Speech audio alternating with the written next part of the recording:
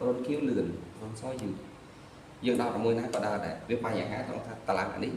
ICP cho các bạn màu này các bạn màu có cái gì ấy người ta một bữa còn tới nhưng giải chất của vội flash vì miền po đấy kì để sao bao nhiêu cái bộ nhiều đá cho nên đã bộ nhiều đó bảnต่อมาទៀតដោយសារកុំព្យូទ័រនេះយើងត្រូវចុច key វាតាមប្រភេទកុំព្យូទ័រណាកុំព្យូទ័រនេះចុច delete ណាពេលបើកមកវាចេញអក្សរបន្តិចមកឲ្យយើងចុចអត់ទៅហើយបន្ទាប់ពីយើងចុច delete ហើយវាចេញផ្ទាំងនេះអាផ្ទាំងនេះហៅផ្ទាំង BIOS ដែលយើងរៀនហ្នឹង basic input BIOS សម្រាប់ធ្វើអីយើងបានរៀនហើយ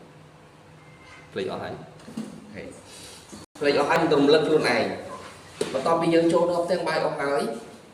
យើងយកម៉ៅយើងមកចុចលើកន្លែង boot បន្ទាប់ពីចូលកន្លែង boot ហើយយើង scroll ចុះមកក្រោមមកវាឃើញមាន boot option មួយហើយនឹង boot option 2ទៀតយើងដូរ flash របស់ខ្ញុំនេះឈ្មោះ SanDisk ខ្ញុំដូរ flash អាកន្លែង SanDisk ខ្ញុំឡើងទៅទី1វិញហើយយកទី2នេះមក hard disk អានេះ hard disk ក្នុងកុំព្យូទ័រហ្នឹងយកមកទី2វិញព្រោះអីបើសិនជាយើងអត់បានដូរអាហ្នឹងទេពេលបើកមកវាអត់ចាប់យកពី flash យើងនេះទេវាចាប់យកទី1វាចាប់យកពី hard disk ក្នុងកុំព្យូទ័រហ្នឹងបាត់ហើយអញ្ចឹងយើងត្រូវដូរវាមកវិញដូរពីhard disk នេះមកដាក់ USB flash វិញឈ្មោះហ្នឹងអាចខុសគ្នាណាជួនកាល flash យើងឈ្មោះ A data វាចេញ A data ពេលខ្លះ flash យើងឈ្មោះ Transcan វាចេញ Transcan តែបើខ្ញុំឈ្មោះ SanDisk វាចេញ SanDisk ជួនកាលទៅវាចេញឈ្មោះម៉ាកអីផ្សេងតែសំខាន់ជាងគេបើសិនជាយើងអត់ដឹងយើងបើកមកចូលមកក្នុងនឹងមើលសិនតែ hard disk យើងឈ្មោះអីហើយបន្តមកខ្ញុំយកបិទកុំព្យូទ័រទៅវិញបើកមកដោត flash ហើយចាំបើកមកអានេះនៅពេលដែលសិនបើសិនជាយើងអត់ដោត flash មុនទេអត់ចេញអានឹងមកទេឬមួយក៏យើងដោត flash អត់សុំក៏អត់ចេញមកដែរធ្វើ boot flash ខុសអាចនឹងអត់ចេញដែរអញ្ចឹងធ្វើឲ្យត្រូវបានចេញណាបន្ទាប់ពីយើងចុចអញ្ចឹងចេញមកវាមកចេះហើយនេះដើម្បី save វាយើងត្រូវចុច F ដកឃើញទេគេ keyboard ចឹង F ដកមកយេអញ្ចឹងពេលនេះវានឹងចាប់ដើម boot ចេញពីក្នុង flash មក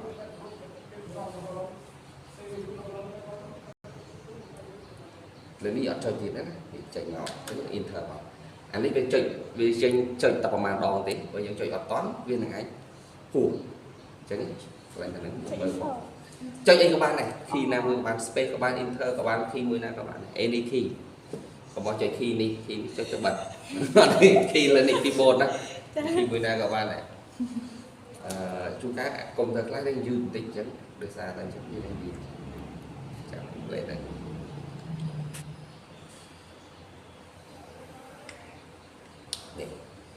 ស្តៀងជាមួយនឹងការបើក Windows យើងដែរប៉ុន្តែពេលដែលបើកអាហ្នឹងហើយវាអត់ចេញដក Windows ទេវាចេញទាំងនេះមកនេះគឺជាកន្លែងសម្រាប់ set Windows មើលដល់ជាប់សិនទៅ complete ទេអានេះយើងមិនបាច់រើសអីទេយើងមិនទៅអានេះកន្លែងនេះដែលខ្ញុំចង់ឲ្យធ្វើ step មួយសម្រាប់ install ដែរធ្វើជា Word ដែរអានោះមកប៉ាល់អានេះមកប៉ាល់ហើយធ្វើម្នាក់មួយទៅស្រួល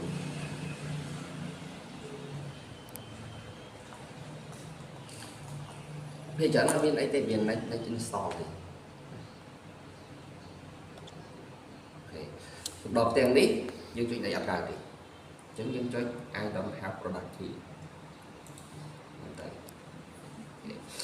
នៅក្នុង option ទាំងអស់នេះយើងរើសយក Windows 10 Pro 64 X9 ណា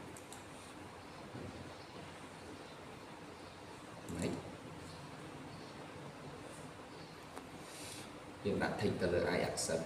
មកចុចនេះទៀត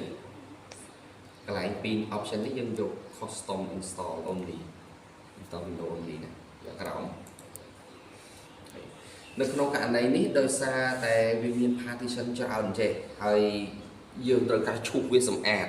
យើងអត់តាន់រៀនតាក់ទងជាមួយនឹងការទុកឯកសារណាអញ្ចឹងយើងរំលាយវាចោលទាំងអស់ delete វាចោលទាំងអស់តែបើសិនជាទៅថ្ងៃមុខកន្លែងនេះអត់ត្រូវ delete ទាំងអស់ទេណា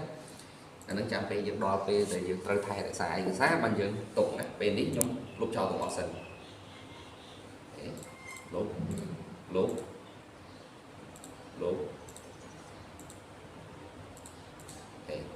នៅក្នុងករណីនេះដោយសារតែ